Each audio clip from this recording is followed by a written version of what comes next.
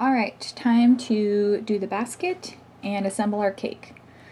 Start out with two 8-inch rounds. Mine are just vanilla cake. And go ahead and torte those in half. And I filled mine with chocolate buttercream. And I'm not going to spend a lot of time on this part. I assume you guys know how to fill a cake. If not, you can check out my cake decorating basics class on my YouTube channel on how to fill and torte. But this is just quick filling with the buttercream, and we're going to do a quick crumb coat, some very little trimming of the top layer. You can see that I am going really fast and kind of making a mess, but that's okay. The very top layer, I just trim out the center to kind of give us a ridge for the basket. And because my cakes are refrigerated, the butter inside the cake is very easy to handle, so I can pick it up. But I did kind of go a little too thin, so mine broke, but it's fine. I just put it on there anyways.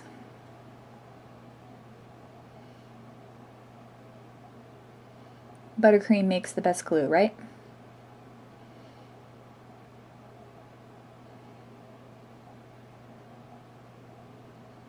Just give it a nice crumb coat, cover all your edges, fill in all the crevices, all that good stuff. I make my chocolate buttercream with just Swiss meringue buttercream and my Dutch cocoa powder, a little dash of vanilla, and a dash of dark spiced rum. I think that gives it that kick, and it is delicious.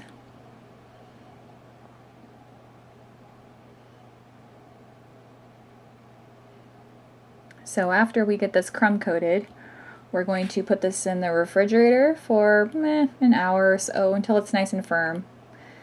This one isn't like crazy important to have it super chilled. After it's chilled, we're going ahead and roll out a big piece of brown fondant, kind of a medium brown.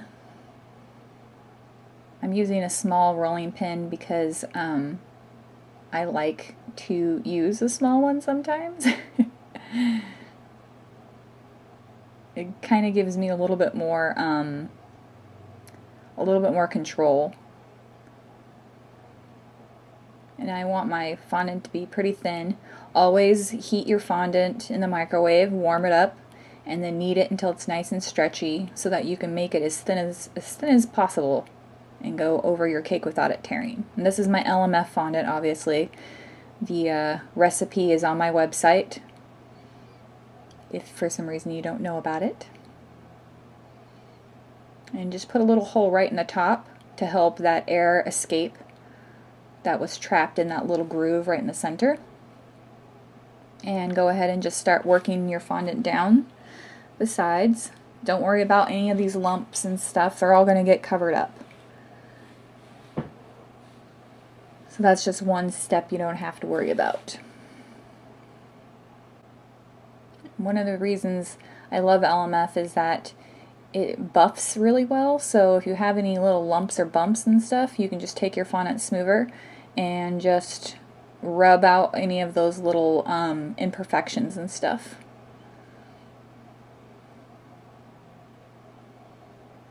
And we don't need it to be super smooth, but this will work really good. And then trim off the excess.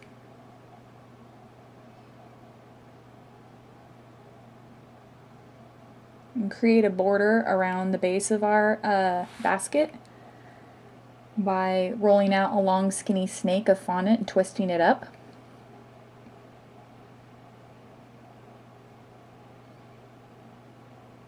And then just wrap that around the cake.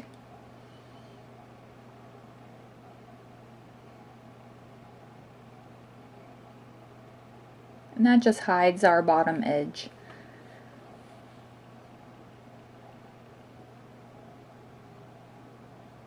Now, later on in this video, I'm going to have to take this entire cake off and clean off my cake board that I'm working on, because I wasn't thinking about airbrush getting onto it. So at this point, don't put your cake on a cake board, just put it on your turntable or on a cardboard. And that way you don't have to clean it later like I did. And so I'm just adding a little bit of wetness to the outside of the fondant to get my little strips of fondant to stick. I'm not really concerned about making sure they're absolutely the same distance apart, just putting them on there haphazardly. And then cutting some smaller pieces to go over every other sausage of fondant. And this is going to be the basis of our basket weaving. Basically our rolling out long skinny pieces of fondant, cutting them down to size, and overlapping them on every other strip of fondant to make this woven look. And I use my fondant smoother to kind of help me roll them out so that you don't get these lumps and bumps and unevenness from your fingers. I use one as a guide and then cut a bunch of them to match that, basically.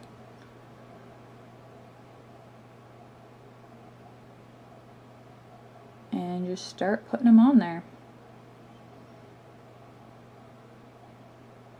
If one is a little too short, I just kind of smush it in there and make it fit. If one's needs to be a little bit longer, I just kind of stretch it out. So I don't really spend a lot of time measuring. And the next layer goes over the one that you didn't go over, if that makes sense. You're just alternating. We're basically creating the illusion that this fondant is going over and behind these long skinny pieces. But they're not. It's an illusion.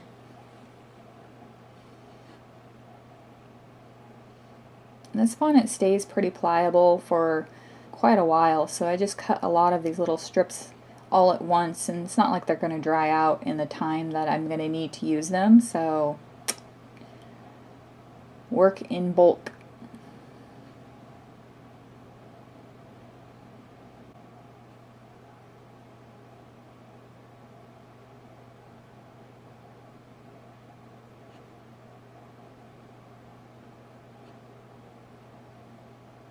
So hopefully you get the idea of what we're doing here by now.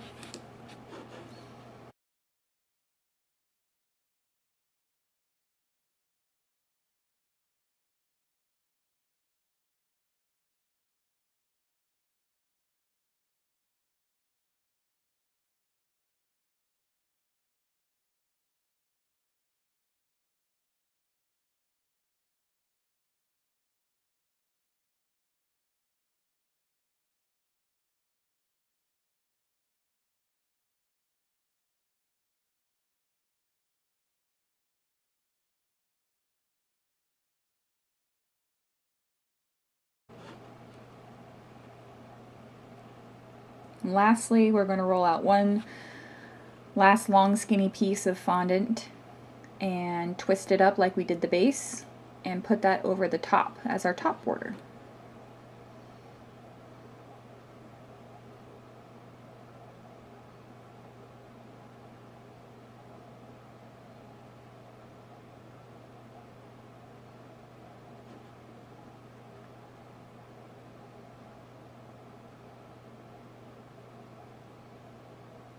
So when we're adding the airbrush color, I'm just taking a little bit of brown and I'm just adding color where each end of the fondant touches the long skinny piece. So the part that sticks out I'm not touching, but all the ends I'm just adding a little bit of color, and that just creates a little bit more depth, a little bit more shadow, a little bit more realism to the basket. And you can see it's getting all over my cake board. Durr. It's okay though. I'm gonna wipe it off. But if this was a fondant covered cake board, that would be kind of crappy. So don't airbrush your cake on a finished cake board. Go ahead and add a little bit of color to each one of the crevices on top. Adding a little bit of shadow and depth in there too.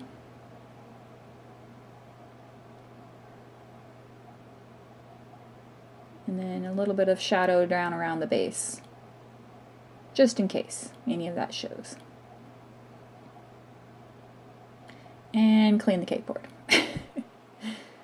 I get these pre-made boards from Cake Support Solutions, by the way, if you're interested in where you get them. We take our puppy dog and put her right in there. And the kitty right next to him. My wire was slightly too long. They're not super heavy, so I'm not worried about putting any supports underneath of them, but if you were making like a really big Rice Krispie treat, you might want to put some straw supports underneath those guys. Using my pasta machine to flatten out a little bit of purple fondant. I think I put it on setting 3. And just creating some little fabric looking pieces to put around the kitty and the puppy to kind of just hide the top of the basket, to make it look like they are basically tucked inside this little basket and they just happen to have some cute little blankets around them. This is kind of an easy way to finish off the top. And you can see the back of the cat and the dog. I should have put more color on them back there, but I wasn't thinking. I was not thinking.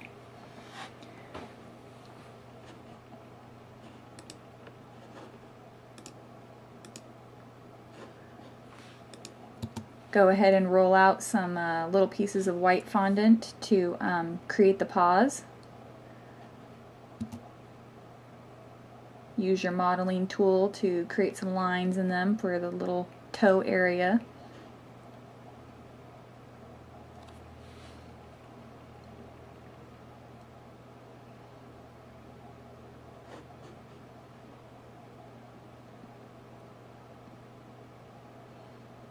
I don't worry about the arms or anything like that. It's really about the faces.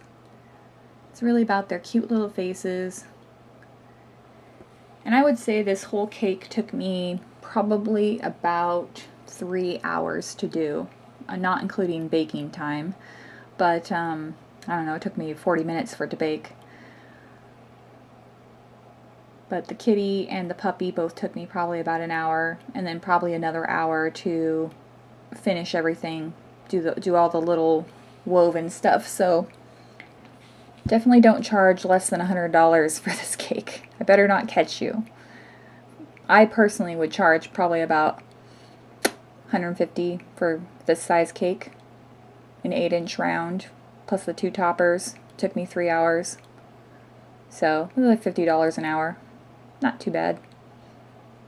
But if you did this and it took you 6 hours, just keep that in mind. The more you practice this kind of stuff, the faster you'll get. One more little piece of fondant for the back. Kind of cover that area by their arms.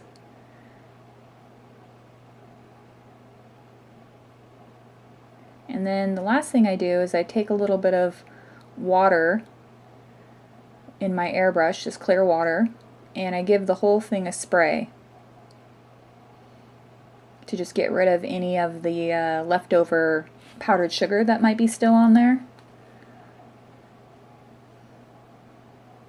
You could also use a steamer, but I don't have a steamer. I've always used a airbrush with just water in it.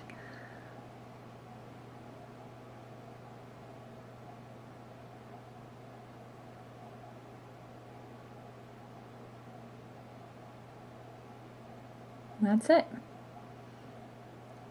So hopefully you guys enjoyed this cute little puppy kitty cake tutorial. Let me know if you have any questions or if you run into any problems. You can just message me or email me. I'd be happy to answer them for you. Thank you so much for purchasing this tutorial. Thank you for being a Patreon if you are a Patreon. And I'll see you guys in the next tutorial.